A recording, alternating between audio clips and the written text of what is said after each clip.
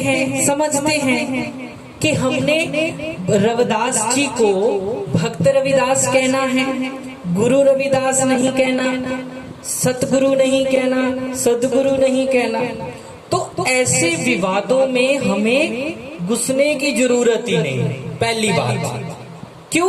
क्योंकि 35 जो गुरु ग्रंथ साहिब में हैं, वो 35 के 35 हमारे गुरु हैं। किस रूप में है? जैसे हम एक अध्यापक को, उस्ताद को गुरु कहते, जब कोई काम सीखता है, ठीक है, उससे नॉलेज मिलती है उसको, वो काम सीखता है, उसको उस्ताद कहता है, तो वो गुरु है उसका, उस्ताद गुरु। तो जब हम बात करते हैं गुरु नानक जी से लेके गुरु गोविंद सिंह तक हमारे उस्ताद है ना, इसीलिए तो हम उन्हें गुरु कहते हैं। श्री गुरु नानक देव जी, श्री गुरु अंगद देव जी, हम उनके नाम जो हैं गुरु उनको कहते हैं, उनके नाम के साथ गुरु शब्द लगाते हैं। और जब एक सिख गुरु ग्रंथ साहिब के सामने झुकता है, उस समय वो गुरु रविदास के सामने भी झुकता है। नामदेव जी हैं, भगत तन्ना जी हैं, जितने भी 35 के 35 जो हैं वो गुरु हैं। तो ऐसे विवादों में मत पड़े।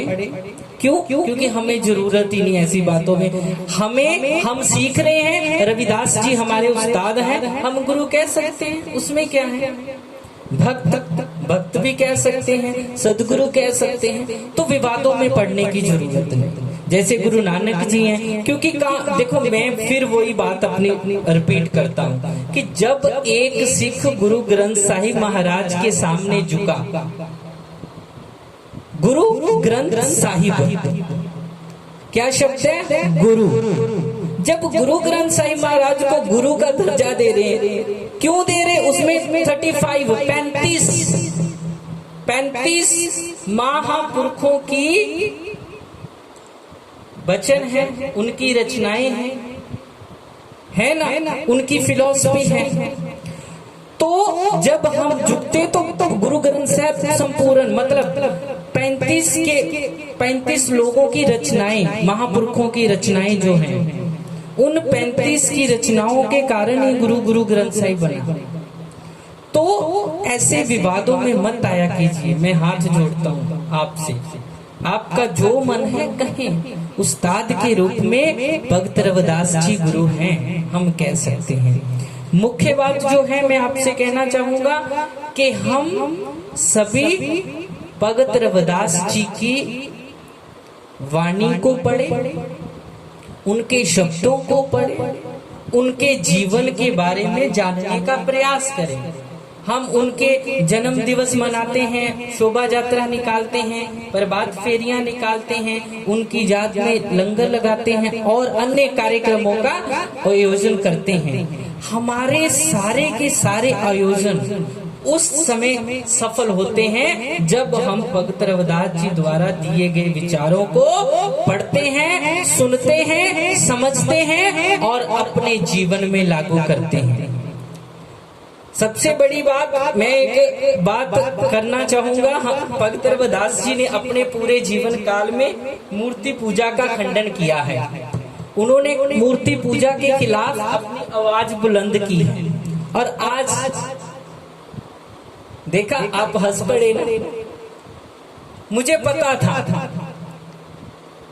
क्योंकि जिस बात पे सबसे ज्यादा फोकस किया गुरु रविदास जी ने, भगत रविदास जी ने, सदगुरु रविदास जी ने, उस बात को तो हम माने ही नहीं।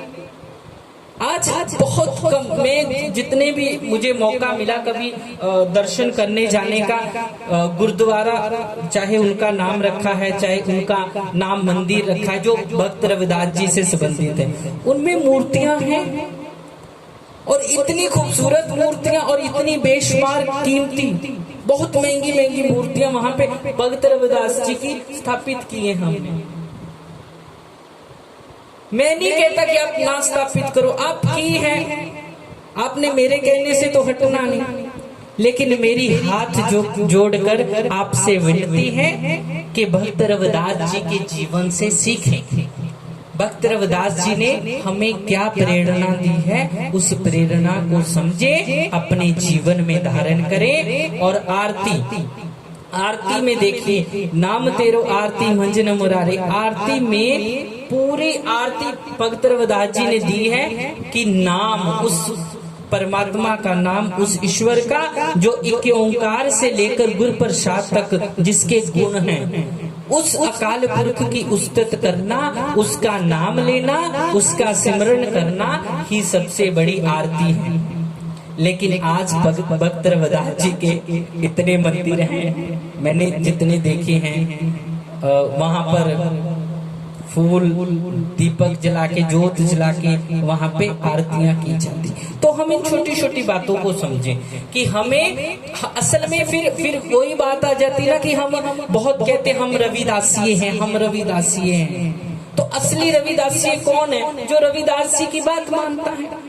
आज जात बरादरियों का मसला नहीं है इधर कि वो उसकी जात, वो उसकी।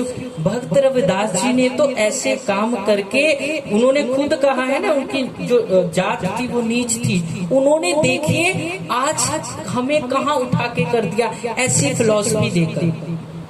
तो मैं आपसे एक ही बेनती करूंगा, हम समझे, अगर भक्त रविदास जी को हम गुरु कहते हैं तो गुरु मानते हैं तो गुरु की भी माने।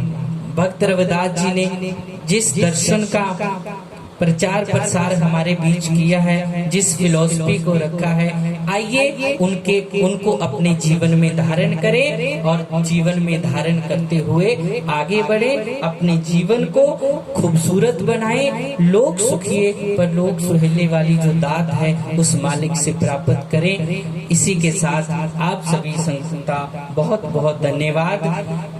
श्री गुरु रविदास धर्मशाला कमेटी के सभी सदस्यों का, प्रधान साहब सुविंदर जी का, सभी का बहुत बहुत धन्यवाद। आपने आज विचारों की अभिव्यक्ति करने का अवसर दिया है। आप सभी का कोट कोटान धन्यवाद। सबसे बड़ा धन्यवाद साहिब श्री गुरु ग्रंथ साहिब महाराज जी का, जिनकी कृपा से आप संगत के दर्शन करने का अवसर प्राप्त हुआ है। इतनी बेनती परवान करना। वाहिगुरु जी का खालसा, वाहिगुरु जी की फतेह।